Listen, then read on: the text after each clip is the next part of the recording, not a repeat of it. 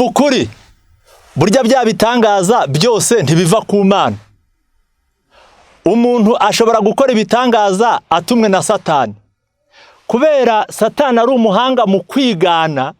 Aho niho abantu benshi bayoberwa imigambi ye n'imikorere ye, akabajijisha batabizi. Ab'Imana bagiye bakora ibitangaza n'aba Satani bakabikora.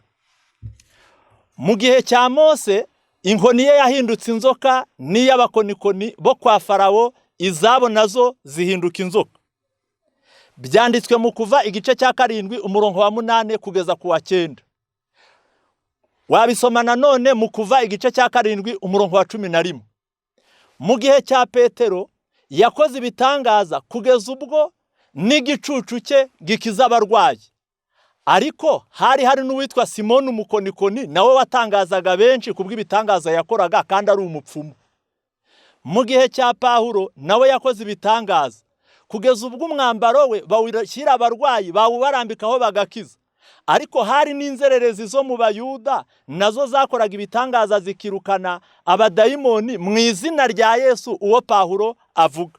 Ibyo wabisoma mu Byakozwe n'Intumwa 19 umurongo wa 12 n'uwa 13.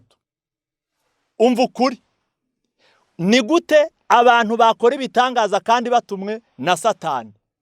Ibyanditswe byera byabigusobanurira neza ko bishoboka ko bakora ibitangaza kandi atari Imana ibatumye, ahubwo ari Satani wabohereje. Wabisoma mu gitabo cy'Abakorinto igice cya 11 umurongo wa 13. Bene abo ni intumwa z'ibinyoma, ni abakozi bariganya bigira nk'intumwa za Kristo. Kandi ibyo si igitangaza kuko na Satani ubwe yihindura nka marayika w'umucyo. Nuko rero ubwo bimeze bityo, ntibyaba igitangaza kugira ngo abakozi be nabo bigire nk'abakozi bagabura ibyo gukiranuka, iherezo ryabo rizahwana n'imirimo yabo. Umva ukuri, abantu bashobora gukora ibitangaza cyangwa bakanahanura, ibyo bahanuye bigasohora, ariko batumwe na Satani. Menya ukuri kw'igituma Imana ibyemera ibyo bahanuye bigasohora kandi ibitangaza bakoze bikagaragara. Byanditswe mu gitabo cyo Gutegeka kwa 2:13 uhereye ku murongo wa 1. Muri mwe nihaboneka umuhanuzi cyangwa umurosi akakubwira ikimenyetso cyangwa igitangaza, icyo kimenyetso cyangwa icyo gitangaza kigasohora, icyo yakubwiraga ati, icyo yakubwiye agira ati, duhindukirire izindi mana izo utigeze kumenya tuzikorere. Ntuzemera amagambo y'uwo muhanuzi cyangwa y'uwo murosi, kuko Uwiteka Imana yanyu izabibagerageza ngo imenye yuko mukundisha Uwiteka Imana yanyu imitima yanyu yose n'ubugingo bwanyu bwose. Umva ukuri kuri iyi ngingo, umuntu yanga amategeko y'Imana yose cyangwa akagira yarobanura.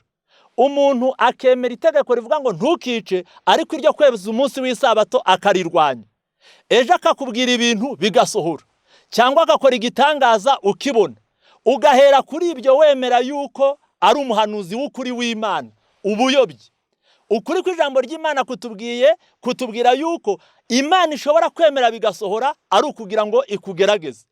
Ikimenyetso cy'umunyakuri ni ukwemera ukuri kw'Imana. Ibitangaza ntabwo wabipimiraho ngo umenye ko umuntu ari umunyakuri.